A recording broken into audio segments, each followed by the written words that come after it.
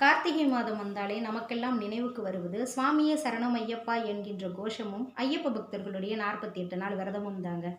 அது என்ன கார்த்திகை மாதத்துல தான் விரதம் இருக்கணுமா, மற்ற மாதங்கள்ல விரதம் இருக்கக்கூடாதா என்று நீங்கள் கேட்கலாம்.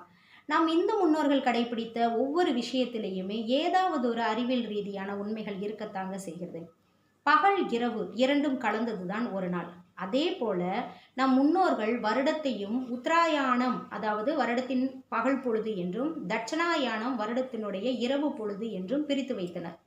சாதாரணமாகவே விடியற்காலை பிரார்த்தனை, அதாவது பிரம்ம முகூர்த்தத்தில் விளக்கேற்றி இறைவனை பிரார்த்தனை செய்தோமானால் நம்மளுடைய பிரார்த்தனை நிறைவேறும் என்பது நம்முடைய பேசப்படுகின்ற ஒரு வழக்கம். அதுபோல வருடத்தினுடைய பிரம்ம முகூர்த்தமாக கார்த்திகை மாதம் இருக்கின்றது. எப்படி பிரம்ம முகூர்த்தம்னு சொல்கிறீங்க அப்படின்னு கேட்குறீங்களா? இப்போ ஒரு நாளை எடுத்துக்கிடுவோமே. ஒரு நாளில் இருள் நீங்கி பகல் தொடங்கும் பொழுது, அதாவது விடியற்காலையில் 3 மணிக்கு பிரம்ம முகூர்த்தம் ஆரம்பமாகின்றது என்றால் 5 மணியிலிருந்து 6 மணி வரையும் அதை சந்தியா காலம் என்கிறோம். ஒரு நாளில் சந்தியா காலம் 2 வரும். அதாவது இருள் நீங்கி பகல் தொடங்க போகுது, நல்லது வரப்போகுது அப்படிங்கிறதுக்கு முன்னாடி வரக்கூடியது சந்தியா காலம். விடியற்காலையில் 5 to 6 சொல்லலாம்.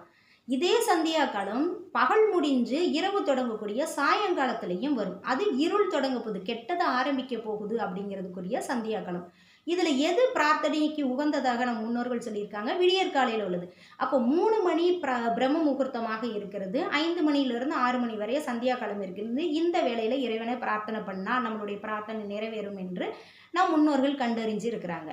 இதே மாதிரிதாங்க தட்சணாயணம் என்கின்ற இருளானது நீங்கி உத்தராயணம் என்கின்ற பகலானது தொடங்க போகுது. அப்போ இதற்கு இடைப்பட்ட காலமாக இருக்கின்ற கார்த்திகை மாதம், அதாவது ஒரு நாளில் 3 மணிக்கு பிரம்ம முகூர்த்தம் ஆரம்பிக்குதுன்னா அப்படி சொன்னேன்னா, அதே மாதிரி தட்சணாயணம் முடிந்து உத்தராயணம் தொடங்கக்கூடிய முன்னாடி வரக்கூடிய கார்த்திகை மாதம் தான் வருடத்தினுடைய பிரம்ம முகூர்த்தம்.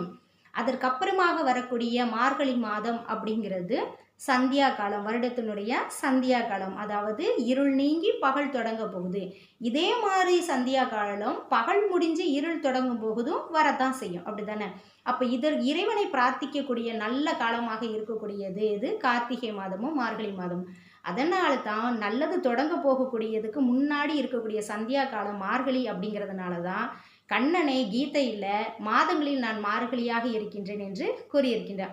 அப்போ இதை கணக்கில் வைத்து கொண்டு தான் நம் முன்னோர்கள் கார்த்திகை மாதம் 48 நாள் விரதம் இருந்து வருடத்தினுடைய பிரம்ம முகூர்த்தமாக விளக்கக்கூடிய கார்த்திகையில் இல்லங்களில் நாள்தோறும் விளக்கேற்றி இறைவனை பிரார்த்தனை செய்தால் நீங்கள் பிரார்த்திக்கின்ற அத்தனை பிரார்த்தனையும் நிறைவேறும் என்று நம் முன்னோர்கள் கண்டறிந்து வைத்தனர். அதனால் நாம் அனைவருமே கார்த்திகை மாதத்தில் தீபம் ஏற்றி பிரார்த்தனை செய்து இறைவனை வழிபட்டு வாழ்க்கையில் வெற்றி அடைவோம். நன்றி.